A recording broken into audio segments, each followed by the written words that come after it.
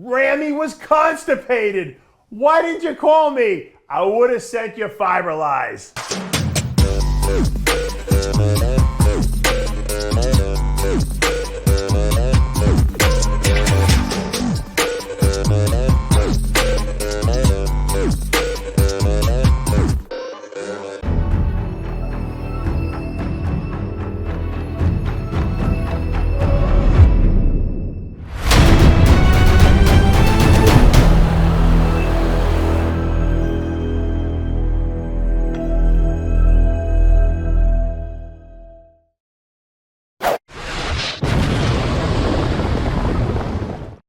Dave Palumbo here with an RX Muscle rant. I just finished watching, actually more than watching, really listening to the video interview that Chad Nichols did with Tarek El Gunti and Chris Cormier. Great interview. I love to hear Chad talk. He's always interesting. I really like the Ronnie Coleman stories. They were talking about how Ronnie was, so single-mindedly determined. But really, everyone tuned in to really see what he had to say about Ramy and what happened at the Olympia and what to expect for the upcoming Arnold Classic.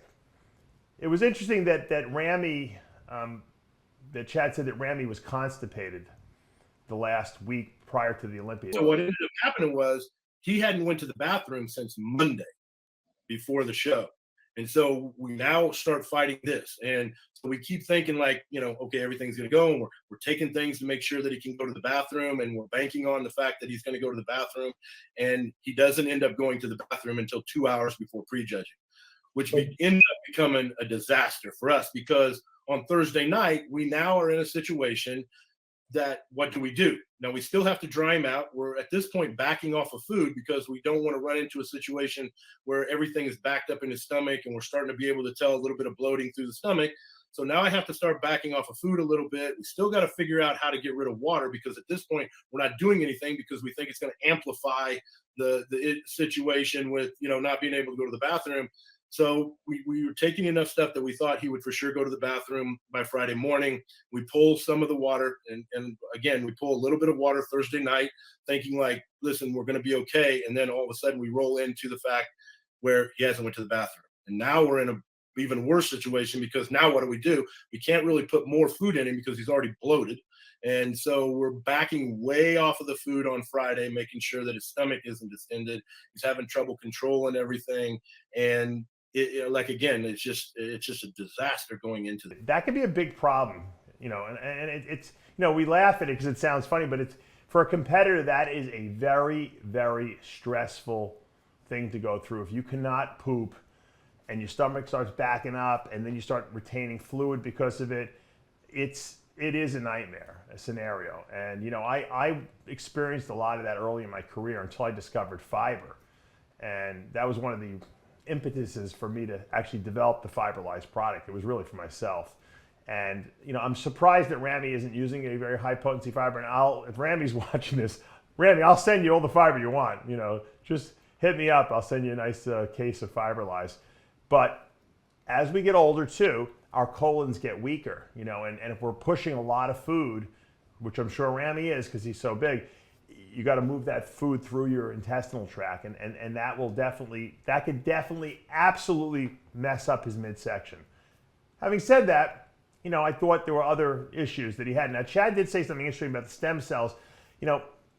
I'm glad he admitted that the stem cells are not going to do anything exceptional in a few weeks time period. They take months and months to work and do their magic, because what they're doing essentially is they're undifferentiated cells that are turning into whatever cell types that they're near, essentially. So if they're near a point of injury, they could turn into those cells and help repair that area. Now, I'm sure they injected some stem cells directly into certain areas. They probably gave him systemic stem cells. Matter of fact, we're going to have the stem cell doctor that he used on our TV show this coming week.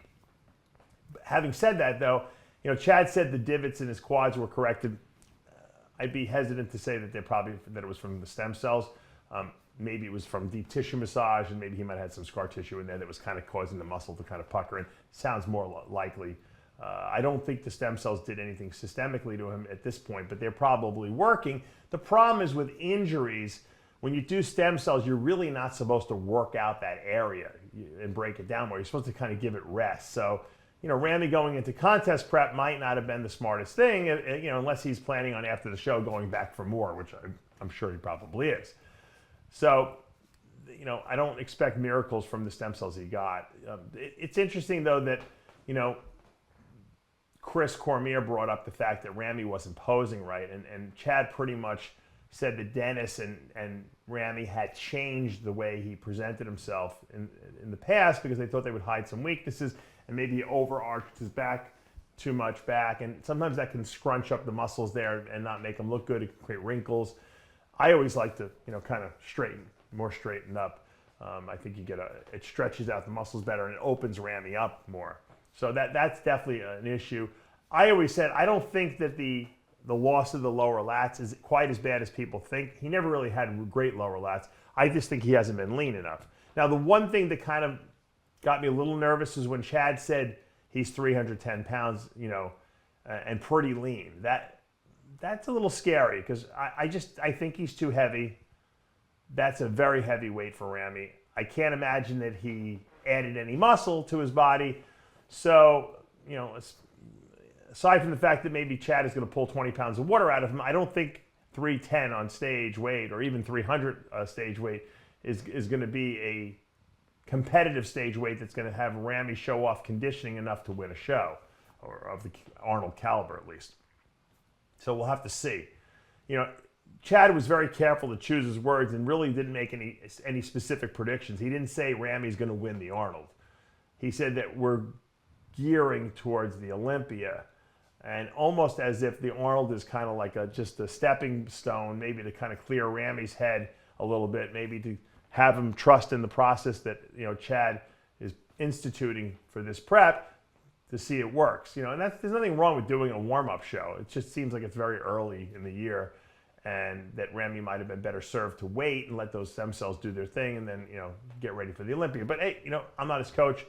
I'm not on the strategy team. I'm just kind of responding to what I'm hearing. And a lot of people have asked me what I thought about this, and I think Ramy's probably too heavy now at a week and a half out.